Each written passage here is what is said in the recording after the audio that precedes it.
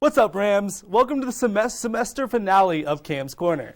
I guess all good things must come to an end. So let's end this one with a bang, shall we? To start the night off, we'll take a look at CSU women's basketball recapping their last game against Weber State. Plus, men's hoop has a first real test on the schedule when they travel to Fort Worth, Texas. I'll give you a preview of their upcoming matchup against Mississippi State. All that and more on Cam's Corner, which starts right now.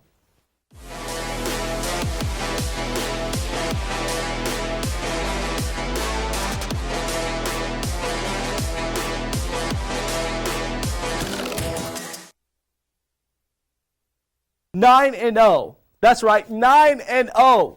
Needless to say, CSU men's basketball has been rolling so far this year. And with this flawless start in mind, the Rams now embark on their second road trip of the semester, going on the move over winter break to travel south for a 3-game stint against super talented competition.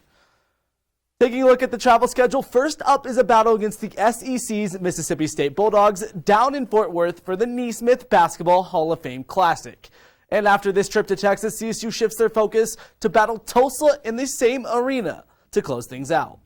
And look, those 2 games lead up to the biggest challenge of all, a date in Tuscaloosa to play the 9th-ranked Crimson Tide.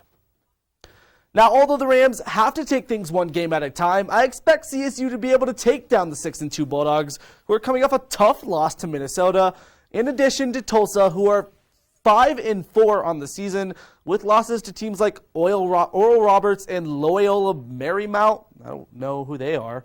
And assuming they can take the dub in those, like I said, it should all combine to create a lot of excitement for what I think is the biggest game of the year for all of CSU athletics, playing the number 9 rank in the AP poll, Alabama, at their home place. Now, contrary to popular belief, Bama is no longer just a football school. They've developed a very good hoops team as well, led by third-year man Nate Oates. Right now, they sit at an impressive 7-1, with their only loss coming to a decent 8-2 Iona team. And although they took that L, the win they got most recently erased any doubt that anyone might have about them, beating formerly first-ranked Gonzaga right in the Zags' backyard up in Seattle. And obviously, that impressive dub in mind, this Alabama squad is not to be messed with. But hey, CSU wants to earn the recognition that they deserve. This is exactly the game that they need. Moving on to the opposition's roster for a sec, the Tide have a great squad all around, but their star player has to be 6'3" guard Jaden Shackelford. In the first 8 games of the season, Jaden is averaging over 19 points a game with almost 7 boards as well. His best performance up to this point has to be the marquee matchup against Gonzaga, when he scored 28 on 10 of 16 shooting. Now, CSU has competed against some solid competition this year, like the one last Saturday against St. Mary's, but if they want to become a fixture of that top 25 poll, they have to take care of business against teams like Mississippi State and Tulsa before playing the Crimson Tide.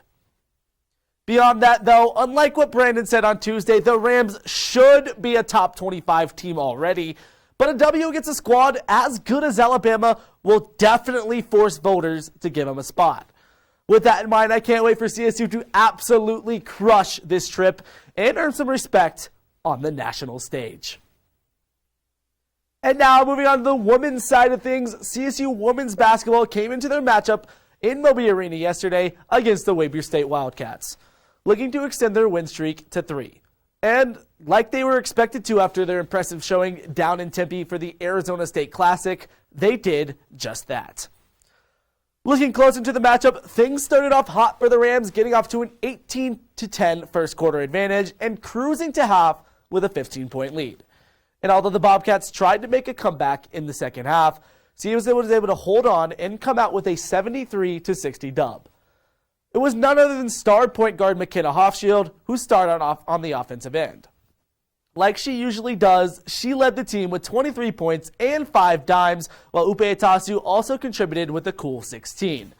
Next up, the Rams play CSU Pueblo at Moby Arena on Sunday before ending their non-conference slate at Northern Illinois on December 21st. Like the men, Coach Williams and crew are off to a hot start and have a great shot of going into Mountain West play at 10-1. Let's see if they can actually pull that off. Now that you're all caught up in basketball, it's finally time for my favorite segment of the show, my Ram and Play of the Week.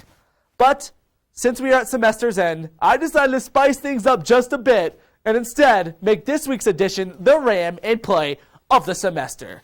Now, although there were so many Rams I could have given this spot to, like McKenna Hofschild, Caden Camper, and the beast that is David Roddy, it only felt right that CSU legend Trey McBride receives this absolutely prestigious honor on his way out of Fort Collins.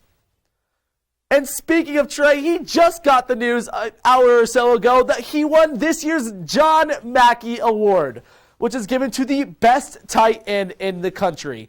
Not as cool as Ram of the semester, but okay. After this monster season, it is expected that number 85 will enter the NFL draft, and seeing how good he is, it would not surprise me if he went in the second or third round. Although he's no longer going to be a Ram, the name Trey McBride will go down in Rams football history forever.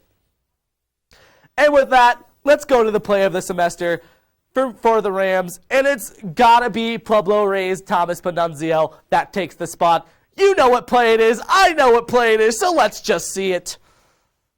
And we got Panunzio, it's CSU, it's Toledo, September 19th. Panunzio takes the kick at the 30, makes a couple men miss, including his own teammate, one behind, one in front, splits the difference, two offensive linemen go down behind him, puts on the burners, Panunzio's out of there, gone, 13-6 CSU.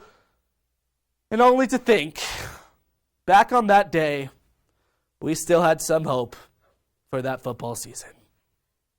And, well, Rams, that's it. The last episode of Cam's Corner. I want to thank you for watching, and I will see you next year. Hey, but wait, we are not done yet, because we got big, absolutely humongous Tom Isaacson that will close you out the year with your entertainment wrap-up. Stay tuned.